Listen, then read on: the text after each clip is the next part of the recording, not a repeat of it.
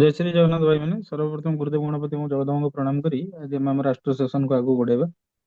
राष्ट्र सेशन क्रम आज आम राशि स्वरूप अध्याय तो पढ़ी देते सब राशि सरी एटा रहिबो वर्ग अध्याय केमिति कैलकुलेट हुए कौन कैलकुलेट हुए केमिति दशा लग्न कैलकुलेट हुए से सब कैलकुलेशन ପାଇଁ आजिकली सरू बहुत सारा सॉफ्टवेयर आसीगलानी बहुत सुंदर भाव अक्षांश द्राघिमा को लेकिन कैलकुलेट हो पारुची तेणु सेगुड़ा जब तुम पढ़ी खाली गणित समय नष्ट करियो सेटा बेकार हब कथा तेणु एटा को केमिति कैलकुलेट करा जीवो कौन केमिति होउची कार तार डिग्री अंश बल केमिति कोन अछि से सब जिनिस आपनको मानको मुंड खेलवा दरकार नहीं ता काम होला भाई सॉफ्टवेयर से सॉफ्टवेयर तार मुंड काम करियो तुमे बास पढ़ कि प्रेडिक्शन केमिति होउची तुमे यदि भाबिबो जे मु बसी केवल गोटा माने चार्ट निर्माण करिबा चार्ट तयारी करिवि अरे भाई तमे भूली जा मु मोर गोटे सिंपल कथा कहूची धर आमे आम पाखरे किछि नाही कौन नाही ना कंप्यूटर नाही डिवाइसेस नाही जो डिवाइसेस रु आमे क्लियरली जानी परिया जे माने दशा लग्न कौन हबो लग्नर जिनसटा केमिति रहिबो कौन रहिबो ये जो जिनस जतले आमे जानी परिबा नाही सेतेबेले हमकु सेटा को कसिया पड़ियो ठीक अछि सेटा कसिया पड़ियो आ से कसाटा एते सूक्ष्माति सूक्ष्म डिग्री ର कैलकुलेशन ର हुए जो डिग्री ର कैलकुलेशन रे की गोटे चार्ट बनेବାକୁ हेले मिनिमम 3 ରୁ 4 घंटा ଯିବ କେବଳ ଯଦି ତାର ଅକ୍ଷାଂଶ ଦ୍ରବ୍ୟମା ଏସବୁ ବାହାର କରି ପାଞ୍ଜି ଦେଖି ବନେଇବ ତେଣୁ ସେଥିରେ ନ ମୁଣ୍ଡ ପୁରେଇକି ତୁମେ କଣ କରିବ ନା ତୁମେ ସିମ୍ପଲ ତମର କାମ କରିବ ଆଉ ଆଜିକାଲି ବହୁତ ଭଲ ଭଲ ସଫ୍ଟୱେयर ଅଛି ତା ଦେହରେ ଏଣ୍ଟ୍ରି କରିବ ଚୁପଚାପ ଦେଖିବ ତା ଦେହରେ ପ୍ରେଡିକ୍ସନ କଣ ଆସୁଛି ବର୍ଗ ଅଧ୍ୟାୟ ମାନେ କଣ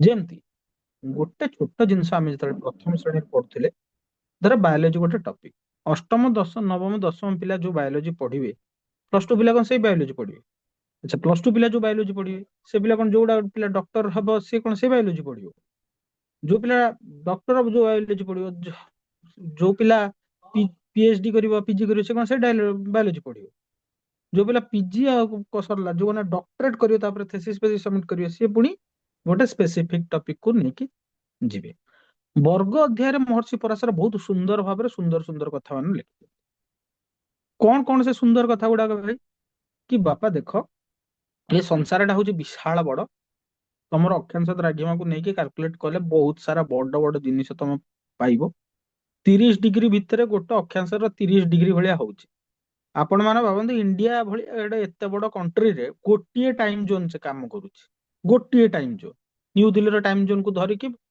କାମ କରୁଛନ୍ତି ତାହେଲେ ଯଦି ସେଟା ୟୁଏସ ହବ ସେଠି 11 କି 8ଟା ଟାଇମ ଜୋନ ପଳେଇବ ରଷିଆ ହବ ତାହେଲେ ସେମିତି 12 ଟାଇମ ଜୋନ ପଳେଇବ କେତେ ବଡ ଜାଗାରେ କଭର ଅପ୍ କରୁଛି ସେଥିପାଇଁ କେପି ଆଷ୍ଟ୍ରୋଲୋଜି କି ସେମାନେ କେପି ବାଲା ବନେଇଲେ ଆରେ ଏତେ ବଡ ଅକ୍ଷାଂଶ ଦ୍ରାଘିମାରେ ତୁମେ ଯଦି କହିବ ଗୋଟେ ଛୋଟ ଗ୍ରହ ଭିତରେ ସବୁତିକ ସେମେଟିକି ରଖିଦବ ସେଟା କେମିତି ହବ ସେଟା ହେଇପାରିବ ମହର୍ଷି ପରାଶର ସିଏ ତ ଦ୍ରଷ୍ଟା ପୁରୁଷ ଥିଲେ ଋଷୟ ମନ୍ତ୍ର ଦ୍ରଷ୍ଟା ଋଷି ଥିଲେ ତେଣୁ ସିଏ ମନ୍ତ୍ର ଦ୍ରଷ୍ଟା ଋଷି ହେତୁ ସେ ବ୍ରହ୍ମ ଭୂ ଭାବ ବହୁତର ଅନୁଭୂତ ହେଇକି ସେ ଗୋଟେ ଜିନିଷ ସିମ୍ପଲ ସୂତ୍ର ଗୋଟେ ଥିଓରେମ ଦେଇଛନ୍ତି ସେ ଥିଓରେମ ଟା ହଉଛି କି ବାପ ଦେଖ ତୁମେ ଲଗ୍ନ ଚାର୍ଟ ହଉଛି ସବୁ ଚାର୍ଟର ବାପା ମା ହର୍ତ୍ତା କର୍ତ୍ତା ଦୈବ ବିଧାତା ଲଗ୍ନ ଚାର୍ଟ ହଉଛି ସବୁ ଚାର୍ଟର ହର୍ତ୍ତା କର୍ତ୍ତା ଦୈବ ବିଧାତା ବାପା ମା ଲଗ୍ନ ଚାର୍ଟକୁ ତମେ ବାଇପାସ କରିକି କୌଣସି କାମ କରିପାରିବ ନାହିଁ ଲଗ୍ନ ଚାର୍ଟ ହିଁ ସବୁ ଚାର୍ଟର ଜନକ ତ ପ୍ରଥମ ହେଲା ଲଗ୍ନ ଚାର୍ଟ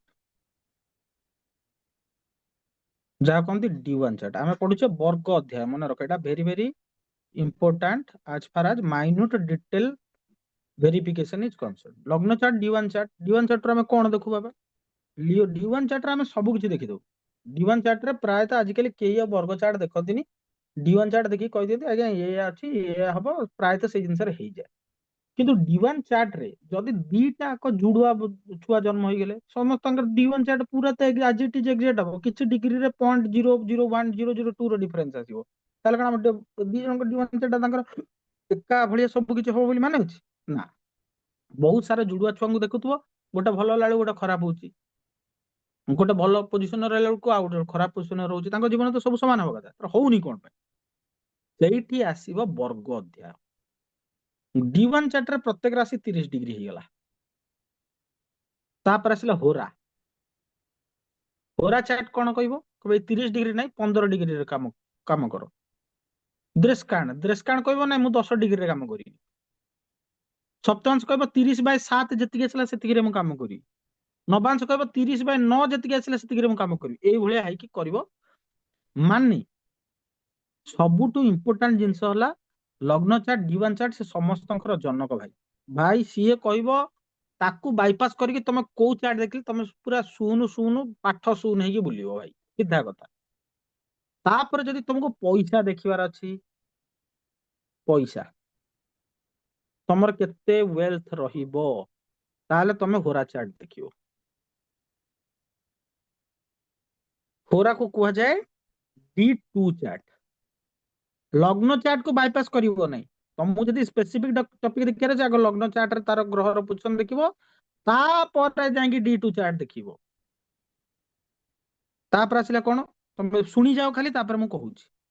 ତାପରେ ଆସିଲା D3 ଚାର୍ଟ, ତାପରେ ଆସିଲା D4 ଚାର୍ଟ, ତାପରେ ଆସିଲା D7 ଚାର୍ଟ, ତାପରେ ଆସିଲା D9 ଚାର୍ଟ, ତାପରେ ଆସିଲା D10 ଚାର୍ଟ, ତାପରେ ଆସିଲା D12 ଚାର୍ଟ, ତାପରେ ଆସିଲା D16 ଚାର୍ଟ, ତାପରେ ଆସିଲା D20 chart, D24 chart, D27 chart, D30 chart, ঠিক ଅଛି, D40 chart, D45 chart, D60 chart.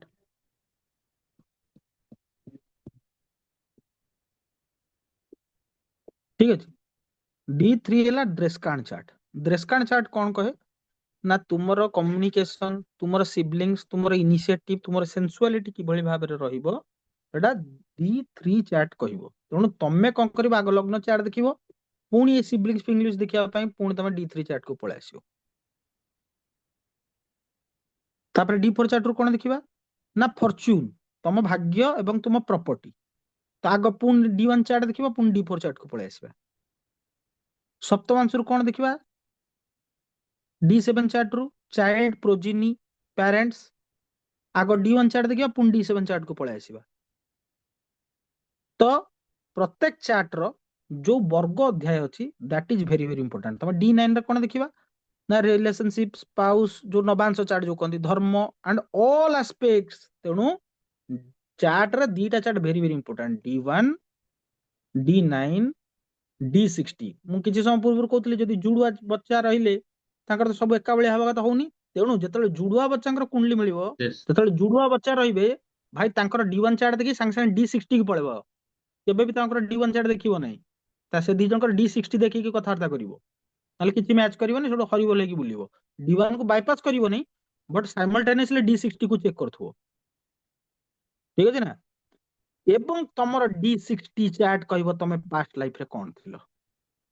D60 chart ମାନେ କଣ ନା 30 ଡିଗ୍ରୀ ଡିଭାଇଡ ବାଇ 60, 0.5 ଡିଗ୍ରୀ ଭିତରେ କୋଉ ଗ୍ରହ ଗୁଡାକ ରହିଲେ ଆଉ କୋଉ ଲଗ୍ନ ଉଦିତ ହେଲା, ତମ ପାଷ୍ଟ ଲାଇଫ କହିବ D60 ଚାର୍ଟ। D45 ଚାର୍ଟ କହିବ ତମର ପିତୃପୁରୁଷଙ୍କର କର୍ମ, 40 ମାର ପିତୃପୁରୁଷଙ୍କର କର୍ମ। D30 କହିବ ତମର ଏଭିଲ କଣ, ତମର ୱିକନେସ କଣ, ତୁମେ କୋଉ ଜିନିଷକୁ ନେଇ ସଫର କରିବ, ତମର ଡିଜିଜେସ କଣ ହବ। ତମର D27 ଚାର୍ଟ କହିବ କଣ, ତମର ଆକ୍ଚୁଆଲି ଷ୍ଟ୍ରେଂଥ କଣ, ତମର ୱିକନେସ କଣ। D24 ଚାର୍ଟ କଣ କହିବ ନା ତୁମେ କେତେ ଆମାଉଣ୍ଟର ପଢିପାରିବ, କେତେ ତମର ଏଜୁକେସନ ହବ, ତମେ କେତେ ମାତ୍ରାରେ ସିଦ୍ଧି ପ୍ରାପ୍ତ କରିପାରିବ। ଯୋଉମାନେ ସିଦ୍ଧି ପଛରେ ଗୋଡାନ୍ତି ସେମାନେ D24 ଚାର୍ଟ ବାହାର କରନ୍ତୁ, ଦେଖନ୍ତୁ। But among all the charts, D20 ବିଂଶାଂଶ chart is my favourite chart. କାହିଁକି ଭାଇ, ତମ ଜୀବନରେ ତମର ସ୍ପିରିଚୁଆଲ ପରସ୍ୟୁଟ କଣ ହବ ସେଇଟା D20 ଚାର୍ଟ କହେ, କିନ୍ତୁ ଲଗ୍ନ ଚାର୍ଟକୁ ବାଇପାସ କରିକି ନୁହଁ, ଲଗ୍ନ ଚାର୍ଟକୁ ବାଇପାସ କରିକି ନୁହଁ। ତ ମୁଁ ଭାବୁଛି ମୁଁ ଗୋଟେ ମୋଟାମୋଟି ଆଇଡିଆଟା ଦେଲି ଯେ କୋଉ ଚାର୍ଟରୁ ଆମେ କଣ ଦେଖୁ, କୋଉ ଚାର୍ଟରୁ ଆମେ କଣ ଆକଳନ କରୁ। ଏବେ ତୁମେ କହିବ ଯେ D1 ଚାର୍ଟକୁ ତୁମେ ଦେଖିଦେଲ, ଏବେ ମତେ ୱେଲ୍ଥ ଦେଖିବାର ଅଛି, ମୁଁ ହୋରାକୁ ଦେଖିଲି। ଗୋଟେ ମୁଁ ଆପଣଙ୍କୁ ସିମ୍ପଲ ଏକ୍ଜାମ୍ପଲ ଦଉଛି। ଧର ସମସ୍ତେ ଏଇଟା ମୁଣ୍ଡ ଖୋଲିକି ଶୁଣିଦିଅ, ତାପରେ ଆମେ ବସିକି ତାକୁ ପରେ ଡିସ୍କସନ କରିବା। ଧର ତମେ ଲଗ୍ନ ଚାର୍ଟରେ ପାଇଲ କେତୁ ବସିଲା ଲଗ୍ନରେ, ରାହୁ ବସିଲା ସପ୍ତମରେ।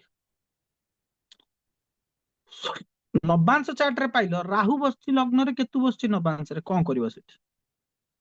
କେମିତି ପ୍ରେଡିକ୍ସନ ଦବ? ତ ପୁରା ଓଲଟା ହେଇଗଲା ସିନାରିଓ। ଠିକ ଅଛି। ତେଣୁ ଏ ଯୋଉ ଡିଭିଜନାଲ ଚାର୍ଟ ଅଛି ୟାକୁ କେବେ ବି ନେଗ୍ଲେକ୍ଟ କରିବ ନାହିଁ, କାରଣ ଏ ଯୋଉ ବର୍ଗ ଅଧ୍ୟାୟ ମହର୍ଷି ପରାଶର ତାଙ୍କ ଶିଷ୍ୟ ମୈତ୍ରଙ୍କୁ କହିଛନ୍ତି, ଏ ବୃହତ ପରାଶର ଅଧ୍ୟାୟରେ ବର୍ଗ ଅଧ୍ୟାୟଟା ହଉଛି the finer aspect of a particular question, ଯୋଉଟାକୁ ତୁମକୁ ଆନ୍ସର କରିବାର ଅଛି ମାଇନ୍ୟୁଟଲି ଆନ୍ସର କରିବାର ଅଛି। ତାପରେ ତୁମେ ଗୋଚର ଦେଖିବ, କାରଣ ବର୍ଗକୁ ନ ଦେଖି ତୁମେ ଗୋଚର ଦେଖିଲେ ତମର ବାଉଳା ହେଇଯିବ। ତେଣୁ ସର୍ବପ୍ରଥମେ ତମେ ଲଗ୍ନ ଚାର୍ଟ ଦେଖିଲ, ଲଗ୍ନ ଚାର୍ଟରୁ ଆକଳନ କରିଦେଲ ଏଇ ଦଶା ଚାଲିଛି, ଏମିତି ଅଛି, ଏ ଟ୍ରାନଜିଟ ଏ ଅଛି, ଯାହା ବି ଅଛି ତାକୁ ମୁଣ୍ଡରେ ପୁରେଇ ଦେଲ। ଏଇଟା କେତେବେଳେ ଫଳିତ ହବ ଏବଂ ଏଇଟା କେତେବେଳେ କେତେ ମାଇନ୍ୟୁଟେଷ୍ଟ ଆସ୍ପେକ୍ଟରେ ଜିନିଷଟା ପ୍ରାପ୍ତ ହବ, ସେଟା ତୁମକୁ ବର୍ଗ ଅଧ୍ୟାୟ କହିବ। ବିନା ବର୍ଗ ଦେଖିକି ତୁମେ ଯଦି କିଛି ଗୋଟେ କହିଦେଇଛ ତାହେଲେ ହଁ ହେଇପାରେ, ବଟ ସେତିକି ମାତ୍ରାରେ ହବନି। କ୍ଲିୟର? ତାହେଲେ ମୋର ଆଶା ଯେ ମୁଁ ଗୋଟେ ମୋଟାମୋଟି ଭର୍ସନ ତୁମ ମାନଙ୍କ ମୁଣ୍ଡରେ ଆଇଡିଆ ପୁରେଇଲି ଯେ ବର୍ଗ ଚାର୍ଟର କଣ ଇମ୍ପୋର୍ଟାନ୍ସ ରହିଛି। ତେଣୁ ତୁମେ ମାନେ ଯେତେବେଳେ ଚିଲଡ୍ରେନ ରିଲେଟେଡ କୌଣସି କଥା ଆସିଲା ତାହେଲେ D7 ଦେଖିଦବ, ଏବଂ ସଦା ସର୍ବଦା ମନେ ରଖିଥାଅ D1 କୁ ଦେଖିଲା ବେଳେ, ଲଗ୍ନ ଚାର୍ଟ କୁ ଦେଖିଲା ବେଳେ ନବାଂଶ ଚାର୍ଟକୁ କଦାପି ନେଗ୍ଲେକ୍ଟ କରିବ ନାହିଁ, କରିବ ନାହିଁ, କରିବ ନାହିଁ। ନବାଂଶ ଚାର୍ଟକୁ ନେଗ୍ଲେକ୍ଟ କରିବନି। ତମେ ପଚାରିବ କାହିଁକି ଆପଣ ଏତେ ନବାଂଶ ଚାର୍ଟକୁ ମାନେ ଏତେ ପ୍ରାୟୋରିଟି ଦଉଛନ୍ତି? ଏଇଥିପାଇଁ ଦଉଛି ଯେ ନବାଂଶ ଚାର୍ଟ ଆଉ ନକ୍ଷତ୍ର ସାଧନ ଅଧ୍ୟାୟରେ, ଜୈମିନୀୟ ନକ୍ଷତ୍ର ସାଧନ ଅଧ୍ୟାୟରେ କିଛି ଡିଫରେନ୍ସ ନାହିଁ। ଜୈମିନୀୟ ଶାସ୍ତ୍ରରେ କଣ କହୁଛି, ସେ ନକ୍ଷତ୍ରର ଚରଣ ଉପରେ ଗେମ୍ ଟା ଚାଲିଛି। ନକ୍ଷତ୍ର ଗୋଟେ ଚରଣ କେତେ ଆସିବ ନା 3°20'। ନବାଂଶକୁ ତୁମେ ଯଦି କାଲକୁଲେଟ କରିବ 30/9, ସେଟା ବି 3°20' ଆସିବ। ତେଣୁ ନବାଂଶ ଇଜ ଦ ଫାଇନେଷ୍ଟ। ଧର D1 ହେଲା ତୁମର ଶରୀର, ତାହେଲେ D9 ହଉଛି ତୁମର ଆତ୍ମା। D1 ଟା ହଉଛି ତୁମେ ବାହାରୁ କେମିତି ଦେଖାଉଛ, D9 ହଉଛି ତୁମ ଭିତରୁ କେମିତି। ଲୋକ D1 ଚାର୍ଟ ଦେଖିକି ଗୋଟେ ଲୋକକୁ ଖାଲି କହିଦେଇ ପାରିବେ ଏଇଟା ଶଳା ବହୁତ ଖରାପ ଲୋକଟା, ଏଇଟା ଏମିତି କରିଦେଲା, ସେମିତି କରିଦବ, ସେଇଆ କରିଦବ। ସେଇ ଲୋକମାନେ ବହୁତ ମିସଅଣ୍ଡରଷ୍ଟୁଡ ହେଇଯାନ୍ତି, ଯୋଉ ଲୋକମାନେ D1 ଚାର୍ଟ ଦେଖିକି ଲୋକକୁ ଗୋଟେ ପରିପ୍ରେକ୍ଷୀ ନେଇଯାଆନ୍ତି। ସେମାନେ ବୁଝିପାରନ୍ତିନି ଯେ ସେ ଲୋକଟା କେତେ ଭଲ କି ଖରାପ କି କଣ। ସେଥିପାଇଁ ତୁମେ ଯେତେବେଳେ କୌଣସି ଲୋକକୁ ଦେଖିବ, ତମେ କେବଳ D1 ଚାର୍ଟ ଦେଖିକି ହରିବୋଲ ହବ ନାହିଁ। ଆକ୍ଚୁଆଲି ପ୍ରତ୍ୟେକ ମଣିଷ ଭିତରେ କିଛି ଭଲ ଗୁଣ ଅଛି, ପ୍ରତ୍ୟେକ ମଣିଷ ଭିତରେ କିଛି ଖରାପ ଗୁଣ ଅଛି। ସମସ୍ତେ, କେହି ଏ ସଂସାର କହିପାରିବେନି ଯେ ମୁଁ ହଉଛି ପରଫେକ୍ଟ। ସମସ୍ତେ ରଜଗୁଣ, ବ୍ରହ୍ମା ଯେତେବେଳେ ସୃଷ୍ଟି ଚକ୍ର ରଚନା କଲେ, ସେ ନିଜେ କ୍ଲିୟରଲି ମେନସନ କରିଛନ୍ତି ଶ୍ରୀମଦ ଭାଗବତର 2ୟ ଅଧ୍ୟାୟରେ ଯେ ମୁଁ ରଜଗୁଣରୁ ସୃଷ୍ଟି ନିର୍ମାଣ ଆରମ୍ଭ କରିଛି, ରଜଗୁଣରୁ, ସତ୍ୱଗୁଣରୁ ନାହିଁ। ତେଣୁ ମଣିଷ ଭିତରେ କିଛି ନା କିଛି କଳୁଷ ରହିବ ହିଁ ରହିବ। କେବେ ବି କୌଣସି ମଣିଷ ପରଫେକ୍ଟ ହେଇପାରିବେନି, କେବେ ବି ହେଇପାରିବେନି। କିନ୍ତୁ ସେଇ ବିବେକବନ୍ତ ଲୋକମାନେ, ଯୋଉମାନେ ଭକ୍ତିର ମାର୍ଗରେ ଚାଲନ୍ତି, ଯୋଉମାନେ ନିଜର କ୍ଷତି ହେଲେ ମଧ୍ୟ ଅପରର କ୍ଷତି ଦେଖିପାରନ୍ତି ନାହିଁ, ସେ ଯୋଉ ମାନଙ୍କୁ ଉପରେ ଗୁରୁ ବା ଜଗଦମ୍ବା କି ମହାଦେବଙ୍କର ସ୍ପେଶାଲ କୃପା ଥାଏ, ସେମାନେ ବୁଝିପାରନ୍ତି ଯେ ସେମାନେ ଯୋଉଟା କରିଛନ୍ତି ସେଟା ଭୁଲ କରିଛନ୍ତି, ଏବଂ ସେମାନେ ସେଇ ଜୀବନଟାକୁ ସୁଧାର କରିବା ପାଇଁ ଚେଷ୍ଟା କରନ୍ତି। ମୋ ଗୁରୁ କହନ୍ତି ଯେ ମଣିଷ ତାର ପ୍ରବୃତ୍ତିକୁ ପ୍ରବୃତ୍ତି ବୋଲି ବୁଝିବା ପାଇଁ ଅନେକ ଜନ୍ମ ନେଇଯାଏ, ହେଲେ ତୁମେ ତ ବୁଝିପାରୁଛ ଏଇଟା ତୁମର ପ୍ରବୃତ୍ତି ଖରାପ ଅଛି ବୋଲି, ସେଇଟା ବହୁତ ବଡ କଥା। ତେଣୁ ଏଇ ପ୍ରବୃତ୍ତିଟା ତୁମର ଜଣା ପଡିବ D9 ଚାର୍ଟରୁ, ତୁମେ ଆକ୍ଚୁଆଲି କଣ କରିବ ବାସ୍ତବରେ ସେଟା ଜଣା ପଡିବ D1 ଚାର୍ଟରୁ। ଏଇଟା, ଏଇ ଜିନିଷଟା କ୍ଲିୟର ହେଲା କି? କାହାର କିଛି ଯଦି ଡାଉଟ ଅଛି ପଚାରି ଦିଅ।